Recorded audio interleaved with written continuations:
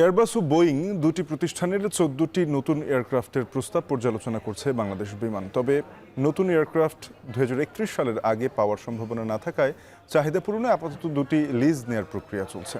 বৃহস্পতিবার বিমান বাংলাদেশ এয়ারলাইন্সের প্রধান কার্যালয়ে এক কর্মশালায় এসব কথা বলেন সংস্থাটির এমডি শফিকুর রহমান।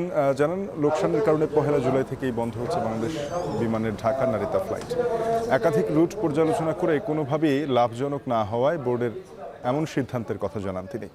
এছাড়া এমডি বলেন, নতুন রুট হিসেবে মালে, সিডনি, শ্রীলঙ্কা সহ বিভিন্ন গন্তব্যে ফ্লাইট চালুর পরিকল্পনা করছে বিমান। বোয়িং এবং এয়ারবাস দুজনই আমাদেরকে এয়ারক্রাফটের অফার দিয়েছে, কিন্তু যে এয়ারক্রাফটগুলি তারা ডেলিভারি দেওয়ার কথা সেইগুলি 2031-এর আগে আমরা ডেলিভারি পাবো না। আমরা সেই অফার এখন ওই টেকনো ফাইন্যান্সিয়াল কমিটিতে পাঠাচ্ছি এবং দুইটাই আমরা দিয়ে যেটা ফিজিবল ওরা রেকমেন্ড করবে সেটা আমরা বোর্ডে প্লেস করব two purchase of the aircraft.